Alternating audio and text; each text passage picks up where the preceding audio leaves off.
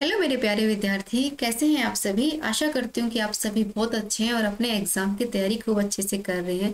Friends, सब लोग जुड़ जाइए, क्लास स्टार्ट होने वाली है पीएसटीसी एग्जाम 2025 के लिए, जो कि नए सिलेबस के अकॉर्डिंग तैयार किए गए रीजनिंग के क्वेश्चन।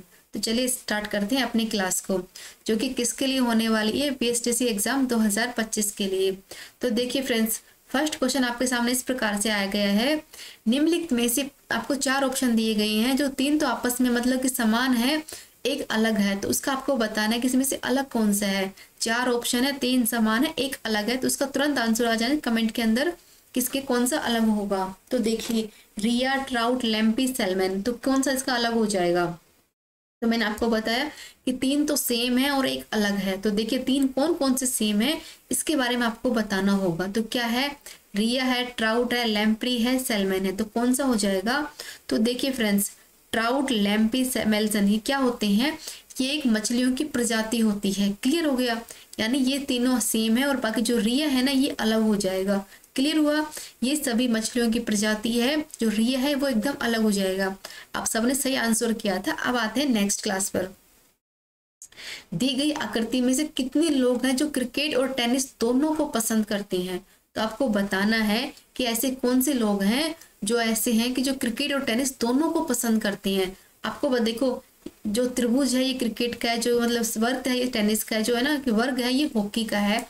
तो इसमें से आपको आकृति में से बताना है कि कितने लोगों को क्रिकेट पसंद है, कितने को टेनिस है, और कितने ऐसे हैं जिनको दोनों गेम पसंद है। तो बताइए, तो इसमें से कौन सा ऑप्शन इसका सही हो जाएगा। तो देखिए, आप इसमें अंदर कैसे बताया गया है क्रिकेट, टेनिस और हॉकी को।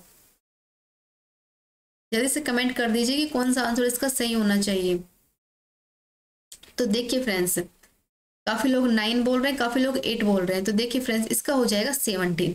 17 क्यों होगा फ्रेंड्स, देखिए इसमें पूछा है दोनों की पसंद पूछी है। ये 9 वाले क्या है, क्रिकेट वाले, 8 वाले कितने हैं, टेनिस वाले। तो हमें दोनों की पसंद बतानी है, 17 हो जाएगा। क्लियर है, यानी ऑप्शन नंबर जो फर्स्ट है इसका राइट आंसर हो जाएगा। जो ये वर्ग है ना, ये हॉकी वालों के लिए है। तो ऐसे हैं जिनको दोनों की पसंद है, चाहे आप इनको प्लस करेंगे तो भी इतने होंगे और ये भी कितने होंगे, 17 ही होंगे। यानी दोनों की पसंद बतानी है हमें, कोई डाउट नहीं रहना चाहिए। आते हैं नेक्स्ट क्वेश्चन पर। ये क्वेश्चन आता है, यदि दिल्ली को 73541 लिखा जाए, कलकत्ता को 82589662 लिखते हैं, तो कैलकुलेट को मतलब किस प्रकार से लिखेंगे। तो बताना है आपको, ये कूट भाषा दी गई, तो आपको बताना है कि जैसे कि किस प्रकार के वर्ड को हम किस प्रकार से लिखेंगे। तो बताइए, देखो इसमें क्या करना है, इसमें ना आपको वर्ड को पहचानना, ज्यादा कुछ नहीं करना। तो देखिए, इसमें ना कोई लॉजिक नहीं लगाना है। देखो आपको बताया गया है, तो सिर्फ क्या करना है, इसके अंदर से हमें इसमें और इसमें से वर्ड को छांटना है, सिर्फ इतना सा काम करना है। तो देखिए, सी का मतलब क्या लिया गया है, तो सी इसके अंदर है, तो सी का मतलब आ रहा है 8, यानी 8 नंबर तो सी का आएगा। तो देखो, इसमें और इसमें 8 है, यानी इन दोनों में से एक सही होगा, बाकी दो गलत हैं। अब ए का मतलब क्या है, तो ए का मतलब है 2, तो 2 इसका सही हो जाएगा। अब देखो, यही सही हो जाएगा, ज्यादा कुछ करने की जरूरत ही नहीं है, नहीं तुरंत सोल्व हो गया। अब एल का मतलब क्या लिया गया है यहाँ पे 5, तो 5 यानी जो सेकंड नंबर है ये होगा। हमें पूरा सोल्व करने की जरूरत नहीं है, सिर्फ लगाना है लॉजिक। तो ऐसे अगर पूरा पूरा सोल्व करेंगे तो बहुत ज्यादा टाइम वेस्ट हो जाएगा।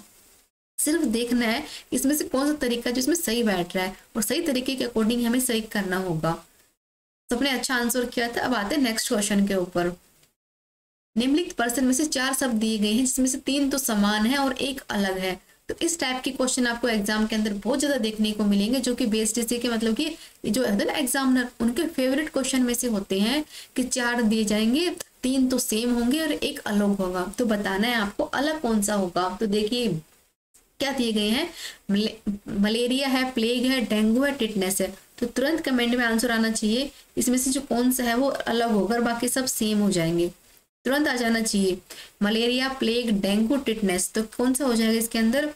तो आप सभी देखिए, मलेरिया, प्लेग और डेंगू क्या है, एक संक्रामक रोग होता है। समझ में आया, यानी इनका जो वेक्टर होता है वो मच्छर या फिर पिस्सू होता है। कहने की बात ये है, यानी ये संक्रामक रोग होते हैं और इनका वेक्टर क्या होता है, मच्छर या फिर पिस्सू होता है। समझ में आया।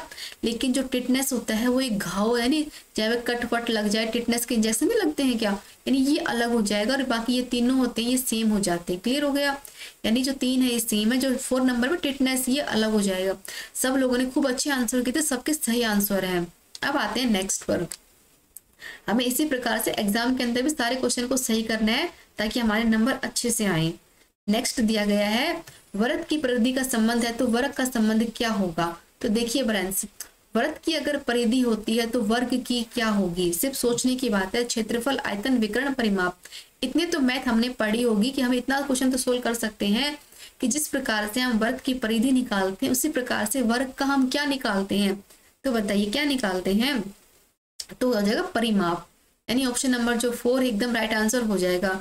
जैसे कि आपने पढ़ा होगा कि वर्ग की परिधि नहीं पढ़ते हैं हम कि 2 पाई आर हो गई जिसमें आर त्रिज्या होती है, और वर्ग का परिमाप करते हैं तो 4a हो जाए ना कि a इसकी भुजा होती है। तो वर्ग का हमेशा परिमाप निकलता है और वर्ग की हमेशा परिधि निकलती है, इसमें कोई डाउट नहीं होना चाहिए। इतने मतलब कि थोड़ा बहुत जीके की नॉलेज, मैथमेटिक्स की हमें पता होना चाहिए कि कौन सा फॉर्मूला कहाँ पर यूज होगा। नेक्स्ट क्वेश्चन आता है फ्रेंड्स, क्वेश्चन नंबर 6, तुरंत आंसर कर दीजिए। पर्च, साफ पानी, नमकीन पानी में क्या। तो जिस प्रकार से पर्च है वो साफ पानी में रहता है तो नमकीन पानी के अंदर कौन रहता है, मगरमच्छ, मेंढक, क्रोक या कोड या सांप। तो बताइए कौन सा इसके अंदर से राइट आंसर हो जाएगा। साफ पानी के अंदर पर्च रहती है तो नमकीन पानी के अंदर कौन सा जानवर रहेगा। कमेंट के अंदर तुरंत सबके आंसर हो जाने चाहिए। अब तक देख रहे हैं कि कौन सही कर रहा है कौन गलत कर रहा है, तो बताते रहिए। तो देख सोचने की बात है कि ताजे पानी के अंदर कौन सा रहते हैं, पर्चे रहते हैं। तो नमकीन, खारे पानी के अंदर क्या रहते हैं, कोल्ड, यानी ऑप्शन नंबर 3 है राइट आंसर। ये खारे पानी, नमकीन पानी का मतलब होता है खारे पानी, यानी खारे पानी का होता है समुद्र का पानी, तो वहां पे रहती है कोल्ड। बाकी ये पर्चे साफ पानी के अंदर रहती है। क्लियर है, थोड़ा सोचना है, हमें लैंग्वेज पे ध्यान नहीं देना है कि लैंग्वेज लिखी गई है। नमकीन पानी यानी खारा पानी, समझ में आया। अब आते हैं friends question number 7 number question किस प्रकार से दिया गया है। तो देखिए, जूल का संबंध ऊर्जा से है उसी प्रकार से पास्कल का संबंध किससे होगा। तो बताइए जूल का संबंध क्या है, ऊर्जा से है, तो पास्कल का संबंध किससे होगा। यानी आपको बताइए कि इसके जो SI इकाई क्या होती है। सबको पता है कि जूल की क्या होती है, ऊर्जा होती है SI इकाई। तो पास्कल की क्या हो जाएगी, तो क्या हो जाएगी, दाब, घनत्व, बल या फिर कार्य। तुरंत कमेंट में कर दीजिए कि क्या हो जाएगा इसका आंसर। तो क्या हो जाएगा, दाब, यानी option number first right answer हो जाएगा। जैसे जूल की ऊर्जा होती है उसी प्रकार से पास्कल का दाब होता है, समझ में आया, जो कि SI यूनिट होती है इनकी। क्लियर हो गया, कोई डाउट नहीं बचा। रीजनिंग का मतलब यही होता है फ्रेंड्स, आपको मतलब कि मैथ, इंग्लिश, केमिस्ट्री, फिजिक्स हर तरह की नॉलेज होनी चाहिए। रीजनिंग का ये होता है कि हर तरह से आपका माइंड घूमना चाहिए, आपको हर तरह के बारे में पता होना चाहिए। नेक्स्ट दिया गया क्वेश्चन नंबर 8, मोहन पूर्व की ओर 3 किलोमीटर चलता है। तो आपको मैंने बताया था पहले हमें बनाना है ऐसे, यानी पूर्व इधर होता है तो क्या चल रहा, कह रहा है कि मोहन है जो पूर्व की ओर 3 किलोमीटर चलता है, तो वो इधर क्या चल रहा है, 3 किलोमीटर चल के वो यहाँ पहुंचेगा, यहाँ पे था। अब क्या बताया कि वह दक्षिण की ओर मुड़कर 4 किलोमीटर चलता है। अब यहाँ से दक्षिण नीचे होता है तो यहाँ इधर होकर वो क्या कर रहा है, यहाँ पहुंच गया और 4 किलोमीटर चला है। फिर वह पश्चिम की ओर मुड़कर 6 किलोमीटर चलता है। अब पश्चिम इधर है तो इधर मुड़कर क्या करता है, वो 6 किलोमीटर चलता है। अब बताना है कि आरंभिक बिंदु से वह कितनी दूरी पर है। तो इस टाइप के क्वेश्चन भी आपको देखने के मिलेंगे। तो आपको सिर्फ दिशा का ज्ञान हो चाहिए और लेफ्ट राइट का। तो आपको क्या बताना है इसके अंदर, तो तुरंत कमेंट में कर दीजिए कि वो अपने घर से आप यहाँ तक कितनी दूरी पर पहुंच चुका है। तो तुरंत बताइए 3, 5, 6 या फिर कौन सा आंसर इसमें सही होगा। इधर मतलब कि पूर्व में चला 3 किलोमीटर, दक्षिण में चला 4 किलोमीटर, फिर दोबारा चला मतलब 6 किलोमीटर। तो आपको दूरी बतानी है तो कितनी हो जाएगी। सब लोग तुरंत कमेंट में करते रहिए कि इसमें कमेंट क्या आना चाहिए। तो देखिए फ्रेंड्स, सिर्फ सोचने की बात है, ये 3 से ये 3 कट गई। अब क्या करना है, ये 4 और इस 3 का हमें निकालना है। समझ में आया। अगर आपको इस टाइप के क्वेश्चन देना तो आपको सिर्फ एक काम करना है कि आपको करना है 3 का स्क्वायर और 4 का स्क्वायर। पाइथागोरस प्रमेय होती है उसके अकॉर्डिंग 3 का स्क्वायर कितना हो जाएगा 9, 4 का हो जाएगा 16, इनको जोड़ेंगे कितने हो जाएंगे 25। 25 किसका होता है 5 का, यानी ऑप्शन नंबर 5 एकदम राइट आंसर हो जाएगा। 5 किलोमीटर में अपने घर की दूरी पे है, यानी 3 से 3 तो कट गया, 4 का स्क्वायर 16, 3 का किया 9, आपस में जोड़ा 25, 25 का तो कितना होता है 5 का। सिर्फ थोड़ा सा सोचना है कि इसमें कौन सा लॉजिक लगाना है। अब आता है नेक्स्ट क्वेश्चन 9 क्वेश्चन। 4 विकल्प दिए गए हैं इस आरेख के अंदर। तो 3 क्या है, हमारे वायुमंडल के अंदर हाइड्रोजन ऑक्सीजन के भी संबंध बताना है। तो इस टाइप के क्वेश्चन भी आपको मिलेंगे, क्योंकि थोड़े से लॉजिक वाले क्वेश्चन होते हैं। तो इसमें क्या करना है, आपको थोड़ा सा लॉजिक लगाना है, इसमें कौन सा लॉजिक सही बैठेगा। तो देखना है आपको, इसमें क्या है, वायुमंडल है, हाइड्रोजन है, ऑक्सीजन है। तो बताइए, सबसे पहले तो ये बात आती है कि हमारे मतलब कि वायुमंडल के अंदर कौन कौन सी गैसें होती हैं। तो सबसे पहले आप मुझे कमेंट में बता दीजिए कि हमारा जो वायुमंडल होता है इसके अंदर कौन कौन सी गैसें होती है और कितनी इसकी क्वांटिटी होती है। क्योंकि एग्जाम में कई बार क्वांटिटी के अकॉर्डिंग में हमें क्वेश्चन सोल्व करने होते हैं, तो हमें पता होना चाहिए कि किसकी क्वांटिटी कितनी होती है। तो पहले आप मुझे क्वांटिटी बताइए कि कौन सी गैस कितनी % होती है। तो देखिए फ्रेंड्स, सबसे पहले आती है नाइट्रोजन, कितनी होती है 78%। फिर आती है ऑक्सीजन, कितनी होती है 21। और बाकी आते हैं जैसे आर्गन हो गया, CO2 हो गया, ये कैसे कितने मतलब बहुत कम कम है, नहीं मतलब कि होती हैं पर कम कम होती हैं, इतनी सबसे ज्यादा नाइट्रोजन, फिर होती है ऑक्सीजन। ये दो तो मोस्ट इंपॉर्टेंट है। बाकी सभी जो कैसे आर्गन हो गई, CO2 हो गई, हाइड्रोजन हो गई, ये सब क्या होती है, बहुत कम कम होती है। ऑप्शन नंबर 20 का राइट आंसर हो जाएगा। ये हमारा पूरा वायुमंडल है, इसके अंदर ऑक्सीजन, नाइट्रोजन और सब कुछ पाया जाता है। अब कुछ लोग कहेंगे कि मैम हाइड्रोजन तो पाई नहीं जाती। तो फ्रेंड्स सोचना है ये कि 0.001% हाइड्रोजन भी पाई जाती है, यानी नहीं का नहीं है, पाई जाती है, पॉजिटिव वे में है, तो हमें पता होना चाहिए। और इसका बेस्ट एग्जांपल आप इस तरीके से समझ सकते हैं, जो CO2 होता है, पानी की मात्रा होती है, वो कैसे बनती है, ऑक्सीजन प्लस में हाइड्रोजन CO2 नहीं बनाते हैं, तो क्या होती है, वायुमंडल में है तभी तो इसकी मात्रा हम पूरी कर रहे हैं, अगर नहीं होगी तो हम कैसे करेंगे। तो CO2 जल बनाता है, तो जल के लिए जो बहुत जरूरी होता है हाइड्रोजन का है, तभी इस ऑप्शन नंबर जो B है इसका राइट आंसर हो जाएगा। अब आता है नेक्स्ट क्वेश्चन नंबर 10। तो इस बताइए इसका दर्पण प्रतिबिंब कौन सा बनेगा। 10 नंबर क्वेश्चन दिया गया है, तो बता दीजिए इसके अंदर कौन सा ऑप्शन है जो सही होगा। तो आपको आकृति दी गई है, इसमें से पहचानना है कि कौन सी आकृति है जो इसमें सही सेट होकर बैठ जाएगी। तो सोचना है, देखिए ये क्या लगे, ये है त्रिभुज है, ये यहाँ पे दर्पण रख दिया, तो यहाँ पे इसके अकॉर्डिंग कौन सी बनेगी, तो क्या बन जाएगी, ऐसे बनेगी ना। कौन सी है, ऑप्शन नंबर 4, यानी 4 नंबर एकदम राइट आंसर हो जाएगा। सबने सही कमेंट किया था इसका। अब आते हैं नेक्स्ट क्वेश्चन के ऊपर। तो देखिए फ्रेंड्स, सबसे पहले आपको बताती हूँ, जैसा कि आप सभी BSTC एग्जाम 2025 की तैयारी कर रहे हैं, तो आपको मैं बताती हूँ। तो देखिए फ्रेंड्स, अगर आपने अभी अभी तैयारी करना स्टार्ट किया है, अगर आपको मतलब कि पता नहीं है सिलेबस क्या है, किसके अकॉर्डिंग हमें कैसे तैयारी करनी है, यानी आपको बेस्ट गाइडलाइंस चाहिए कि हमें कैसे क्या करना है, तो उसके लिए आपको इस कोर्स को परचेज करना चाहिए, जो BSTC 2025 के मतलब अकॉर्डिंग तैयार किया गया है। इसमें नया सिलेबस दिया गया है, प्लस में पिछले 15 साल के अंदर जो मतलब कि ना किस टाइप से क्वेश्चन पूछे गए हैं उस टाइप का दिखाया गया है। जैसा कि आप सभी जानते हैं कि BSTC एग्जाम के अंदर राजस्थान का कितना अच्छा वेटेज है, तो इसके लिए बेस्ट गाइडलाइंस की आपको बहुत ज़रूरत है, क्योंकि आपको पता ही नहीं आपको कितना पढ़ना है। राजस्थान में बहुत कुछ है, तो जो इम्पोर्टेंट है ना हमारे BSTC लेवल के अकॉर्डिंग, तो वो हमें पढ़ना है, तो वो सब आपको इन सर के द्वारा आपको दिया जाएगा।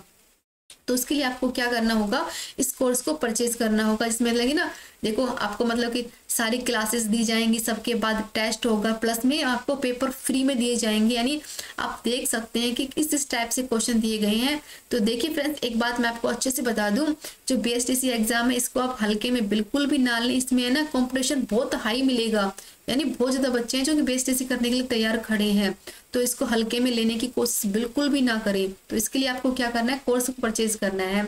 और एक कोर्स ये है फ्रेंड्स जिसमें टेस्ट सीरीज लॉन्च की गई है। अगर आपको लगता है कि आपकी तैयारी खूब अच्छी है, तो आपको इस कोर्स को परचेज करना चाहिए। इसमें क्या होगा, इसमें टेस्ट सीरीज दी गई है, यानी आपको मतलब कि 21 टेस्ट दिए जाएंगे, टॉपिक वाइज दिए जाएंगे, और प्रत्येक टेस्ट के आपको मतलब व्याख्या मतलब बताया जाएगा। आपको सोचना नहीं है, काफी बार हम सोचते हैं ना कि इसका आंसर ये कैसे हुआ, तो आपको मतलब अच्छे से बताया जाएगा, समझाया जाएगा कि इसका आंसर इस प्रकार से ऐसे हुआ, यानी जैसे रामबाण तरीका बताया गया है आपके लिए। तो आप है ना इस टेस्ट सीरीज को भी परचेज कर सकते हैं। आप तैयारी को मतलब कि एग्जाम में अगर किस टाइप से क्वेश्चन आएंगे, आपको कैसे तैयार करना है, किस प्रकार से सोल्व करना है, कितना टाइम मिलेगा, यानी बहुत अच्छा तरीका है आपको मतलब चेक करने का अपने आप को कि आप कितने काबिल हो इसके लिए। अगर आपके बारे में इसके कुछ भी डाउट होता है, तो आपको सर के नंबर दिए गए हैं, आप इन पे कॉल करके बात कर सकते हैं। किसी प्रकार का कोई भी डाउट होता है, यानी कैसे भी जो कोई समस्या हो, कोई सवाल पूछना हो, तो आप इन नंबर पे कॉल करके बात कर सकते हैं। साथ ही RP स्टडी ऐप को डाउनलोड करके आप कोर्स को ले सकते हैं। आते हैं अपने नेक्स्ट क्वेश्चन के ऊपर। तो देखिए फ्रेंड्स, ये आता है घड़ी का क्वेश्चन। 22 मिनट में मिनट की सुई द्वारा कितने डिग्री का कोण बनेगा। तो बताइए 11 नंबर क्वेश्चन आता है कि 22 मिनट में मतलब जो घड़ी की सुई होती है उसमें मिनट में कितने प्रकार का कोण बनेगा, तो तुरंत बता दीजिए कि उसमें कौन सा कोण बनेगा। 22 मिनट में बताना है। जैसा कि आप सभी जानते हैं कि 60 मिनट होते हैं, यानी 1 घंटे में 60 मिनट होती हैं, और 60 मिनट के अंदर कितना होता है, 360 डिग्री का कोण बनता है। समझ में आ गया, 60 मिनट के अंदर 360 डिग्री का कोण बनता है। तो हमें क्या करना है, इसमें 60 का भाग देना है, तो क्या आ जाएगा 6 डिग्री, यानी प्रति मिनट 6 डिग्री का कोण बनता है। समझ में आया। तो हमें 22 मिनट का निकालना है, तो क्या करना होगा, हमें इसको 22 से मल्टीप्लाई करना होगा, तो क्या आ जाएगा 132, यानी एक तो 132 डिग्री कोण बनेगा। इसका मतलब कुछ ने डाउट मतलब क्वेश्चन गलत सही बताया था। तो देखिए फ्रेंड्स, आपको सिर्फ समझना है कि 60 मिनट का टाइम होता है, 360 का मतलब कोण बनता है, तो हमें 1 मिनट की वैल्यू निकालनी होगी। अगर देखो हमने 1 मिनट की वैल्यू निकाली, 1 मिनट में 6 डिग्री कोण बन रहा है, तो 22 मिनट के अंदर इसको मल्टीप्लाई करेंगे तो क्या आ जाएगा, 132 आ जाएगा, जो कि सही आंसर होगा। तो एग्जाम में आपको इसी टाइप के क्वेश्चन देखने को मिलेंगे और उसके हमें सही आंसर देना है। अब आता है नेक्स्ट क्वेश्चन।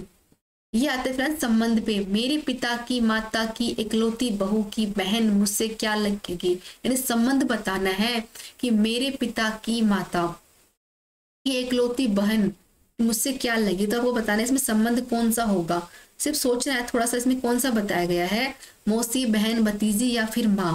तो सिर्फ समझना है क्या बताया है कि पिता की माता की इकलौती बहू, यानी पिता की पत्नी हो गई ना, यानी पिता की माता की इकलौती बहू उसकी पत्नी हो गई। अब बहू की बहन क्या हो गई, आपकी मौसी हो गई, यानी ऑप्शन बहन। माँ की बहन क्या होती है, मौसी, यानी ऑप्शन नंबर जो फर्स्ट है इसका राइट आंसर हो जाएगा। इसमें सिर्फ थोड़ा सा हमें समझना होगा, अपने ऊपर लेके देखना है। इसमें कैसे बताया गया है कि मेरे पिता की माता, यानी मेरे पिता की माता की इकलौती बहू क्या, वाइफ हो गई, हमारी माँ हो गई, और माँ की बहन क्या हो गई, मौसी। सिर्फ इतना सा करना है, कोई डाउट इसमें नहीं बचना चाहिए। अब आता है नेक्स्ट क्वेश्चन। इनको आरोही क्रम में लिखिए, यानी क्वेश्चन बहुत इजी दिखते हैं लेकिन होते बहुत हार्ड है। तो आपको कुछ संख्याएं दी गई हैं, तो आपको बताना है इसका आरोही क्रम क्या होगा। तो आरोही क्रम में लिख दीजिए तुरंत कमेंट के अंदर इसका आरोही क्रम क्या होगा। मैं देख रही हूँ कि कौन कौन कैसे आंसर कर रहा है, तो बताइए कि आरोही क्रम में इसमें क्या होगा। देखिए इसमें क्या क्या बताया गया है। तो देखिए फ्रेंड्स, इस संख्या को इसको देख के कंफ्यूज मत होना, ये 5 का स्क्वायर है और ये 3 का है। समझ में आ गया, यानी रियल वैल्यू क्या है, 3, 5 है। एग्जाम में आपको ऐसे गुमराह करने की पूरी कोशिश की जाएगी, लेकिन आपको गुमराह नहीं होना है। समझ में आया, मत समझना है कि 5 का है ये 3 का है। तो बता दीजिए इसका आरोही क्रम क्या होगा। तो देखिए फ्रेंड्स, पहले 3 आएगा, फिर 5 आएगा, फिर 8 आएगा, फिर 11, यानी ऑप्शन नंबर जो फर्स्ट है एकदम राइट आंसर हो जाएगा। यानी क्वेश्चन को देखकर घबराना नहीं है, सोल्व करना है इसे कि इसमें क्या बोला गया है।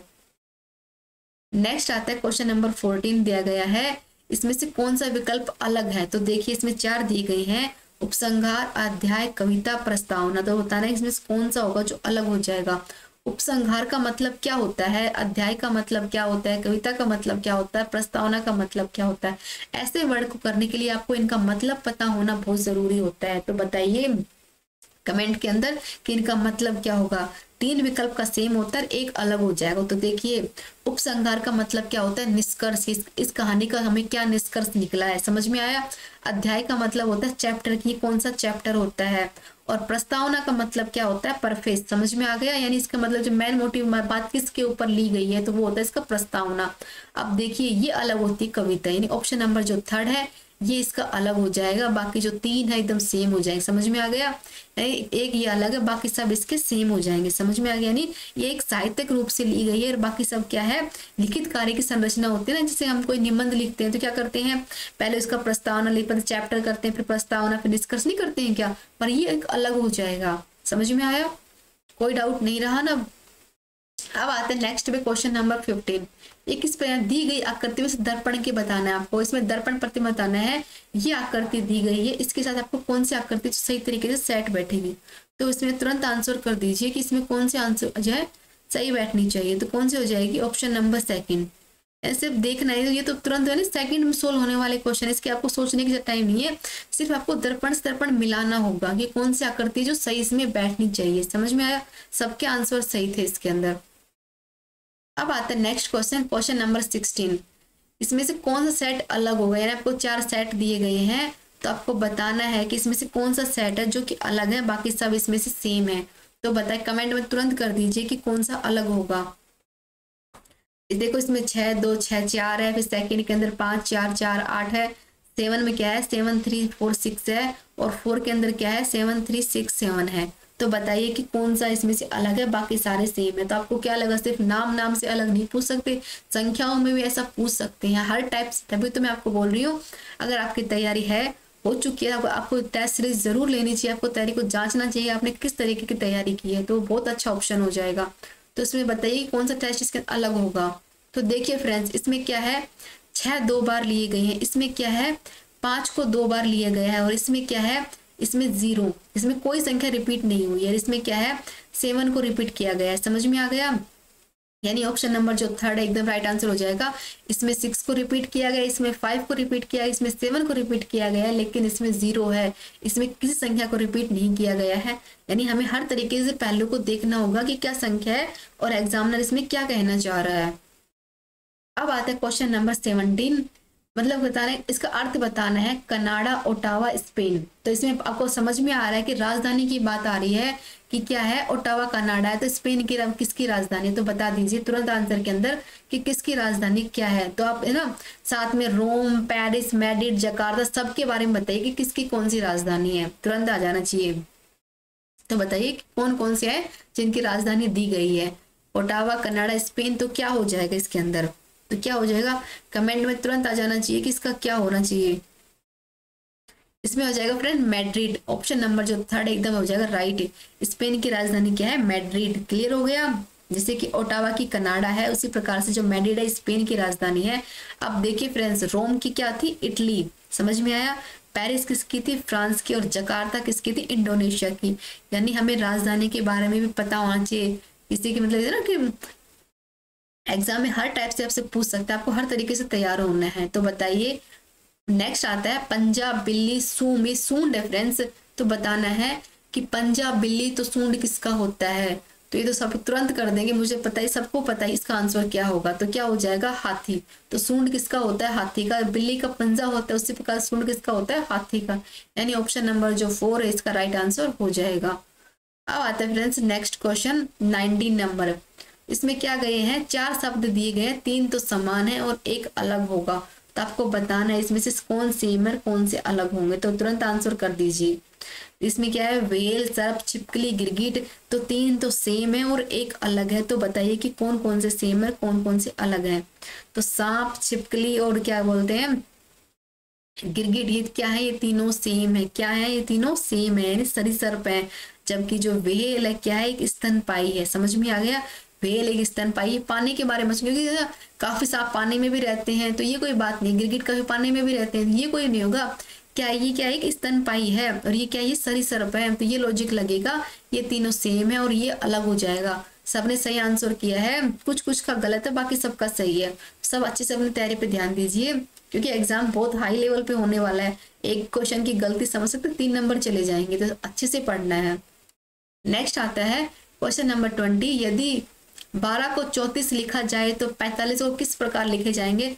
तुरंत कमेंट में कर दीजिए कि 12 को 34 लिख रहे हैं तो 45 को हम क्या लिखेंगे, 52, 48, 67, 57। तो क्या लिखेंगे, कमेंट में कर दीजिए। 12 को 34 है तो 45 को क्या लिखेंगे। तो सिर्फ देखिए फ्रेंड्स, 1 2 3 4 5 क्या हो जाएगा, 6 7। सिर्फ बताया गया 1 2 3 4 4 5 7 6, मतलब 6 7 हो जाएगा। यानी ऑप्शन नंबर जो सी एकदम राइट आंसर हो जाएगा। हमें देखो एकदम नॉर्मल क्वेश्चन भी देखने हैं, इसमें कोई काफी लोग तो सोच रहे होंगे कि प्लस करें, माइनस करें, ये करें, वो करें। इसमें कुछ लॉजिक था ही नहीं, सिर्फ पता कि ना संख्या को बढ़ते क्रम में बताया कि 1 2 3 4 5 6 7। समझ में आया, यानी हर तरीके के क्वेश्चन आपको देखने को मिलेंगे और हर तरीके से हमें तैयार होना है। अब आता है क्वेश्चन नंबर 21, बहुत इंपॉर्टेंट है। एक व्यक्ति क्या है, पश्चिम दिशा की ओर मुंह की है। यानी एक व्यक्ति है जो यहाँ खड़ा हुआ है, क्या है, उसने पश्चिम की ओर मुंह कर रखा है, यानी इस तरफ मुंह कर रखा है, पश्चिम की ओर। समझ में आ गया, ये हमारी दिशा है। तो उसने पश्चिम की ओर मुंह करके यहाँ खड़ा हुआ है। फिर क्या है, वो 90 डिग्री पर घूमता है, यानी वो 90 डिग्री इधर घूम रहा है 90 डिग्री पे। यानी क्या है, दाईं ओर, यानी वो नॉर्थ की साइड आ गया। समझ में आ गया। अब क्या कहा कि वो 180 डिग्री पे बाईं ओर घूमता है। तो क्या है, यहाँ से अब देखो 90 यहाँ कट गया और 90 यहाँ, तो वो यहाँ पहुंच गया और यहाँ क्या पर है, साउथ यानी दक्षिण दिशा हो जाएगी। समझ में आया? तुरंत बताइए कि किस किसने सही किया था और किस किसने गलत किया था। तो देखिए फ्रेंड्स, इसकी एक अच्छी ट्रिक है ये, इस टाइप के क्वेश्चन बहुत बड़े बड़े आते हैं, बहुत लेंथी आते हैं, तो आपको है ना पढ़ते पढ़ते सोल्व करना है। सबसे अच्छी बात तो यही है, और ध्यान देना है कि नॉर्थ कहाँ है, साउथ कहाँ है, और इसके अकॉर्डिंग हमें उतना ही घूमना है और क्वेश्चन तुरंत सोल्व हो जाएंगे। अब आता है नेक्स्ट क्वेश्चन 22। बबलों का परिचय कराते हुए गीता ने कहा, तो बताइए कि बबलों का परिचय कराते हुए गीता ने क्या कहा कि वह मेरी माँ का इकलौता पुत्र है। तो बताइए, वह मेरी माँ की माँ का इकलौता पुत्र है। तो बताइए, आपकी माँ की माँ का इकलौता पुत्र आपका क्या लगेगा, मामा, और मामा में और आप में क्या रिश्ता हो जाएगा, भांजी का। ऑप्शन नंबर सी एकदम हो जाएगा राइट आंसर। तो कमेंट में बताइए किस किसने सही आंसर किया था, किसने गलत आंसर किया था। मैं देख रही हूँ कि कौन गलत कर रहा है और कौन सही कर रहा है। तो बताना है कि वह मेरी माँ की माँ, तो देख सोचने की बात है ना कि माँ की माँ क्या हो जाएगी, आपका मामा हो जाएगा, और मामा और आपके बीच में क्या रिश्ता हो जाएगा, भांजी का रिश्ता हो जाएगा। समझ, यानी इकलौता पुत्र की, यानी दूसरे पुत्र नहीं, इकलौता पुत्र है, मामा वो एक ही मामा है। तो हमें क्या बताना है, वो हमारा मामा यानी भांजी का रिश्ता इसमें हो जाएगा। क्लियर हुआ? अब आता है क्वेश्चन नंबर 23। किस प्रकार से आएगा, दिए गए चित्र में से आयत की संख्या बताइए। तो आपको ये फिगर दिया गया है, इसमें से आपको बताना है इसमें से कौन कितने आयत बनेंगे। सबसे पहले बताइए कि आयत होते क्या है। तो देखिए फ्रेंड्स, आयत क्या होते हैं, जिनकी आमने सामने की भुजा बराबर हो वो आयत होते हैं। कहने की बात यही आती है, समझ में आया? तो इसमें हमें आयत गिननी है, तो कितनी हो जाएगी, देखिए 1 2 3 4 सबको दिख गई है। अब ये एक पूरी क्या हो जाएगी, ये है 5 बड़ी हो गई। अब देखिए एक ये हो जाएगी, क्या हो जाएगी 6, ये क्या हो जाएगी 7, एक ये हो जाएगी, एक ये हो जाएगी। समझ में आया?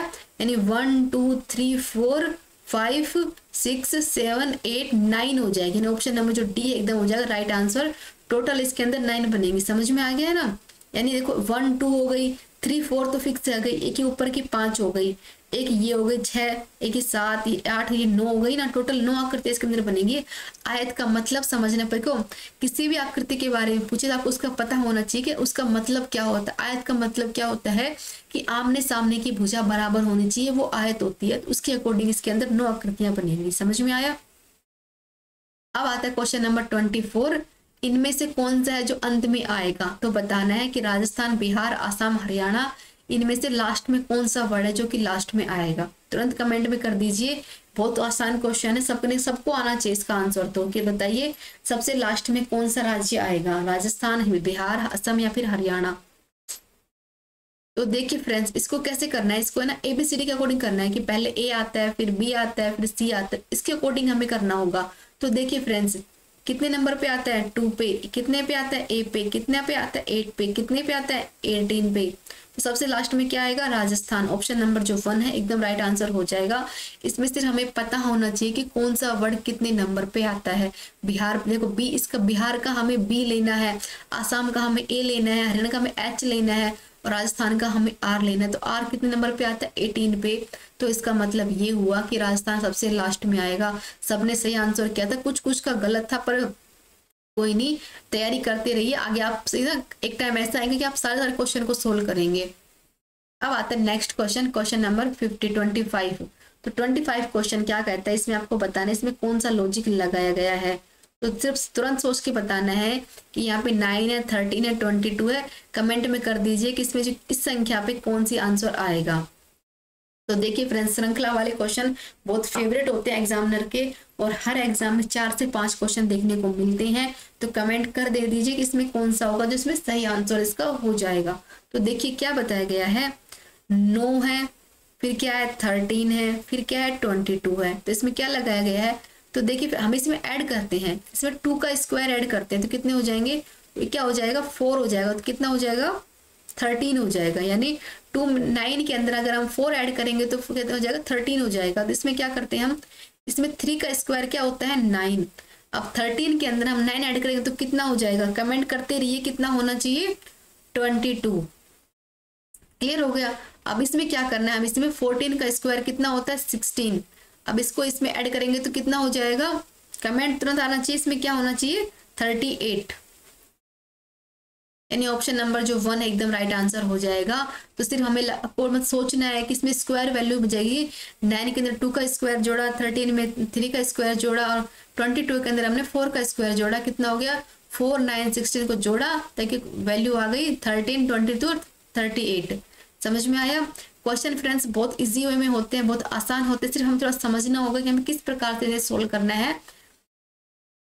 और देखिए फ्रेंड्स, इसके बारे में आपको बताया भी है और मैं आपको फिर बता देती हूँ कि ये कोर्स तैयार की गई है जो कि आपकी तैयारी के लिए बहुत अच्छी है। एक अच्छी गाइडलाइन के थ्रू आप इनको पढ़ सकते हैं। आपको मतलब पता होना चाहिए कि आपको क्या पढ़ना है और क्या नहीं पढ़ना। सबसे अच्छा काम तो यही होता है कि आपको समझाया जा रहा है कि आपको पढ़ना क्या है। अगर एग्जाम के लिए ना कंपटीशन बहुत हाई होने वाला, तैयारी अच्छे से कीजिए। आई होप कि आपको क्लास अच्छी लगी होगी। तो प्लीज़ अपना फीडबैक करें। Thanks for watching.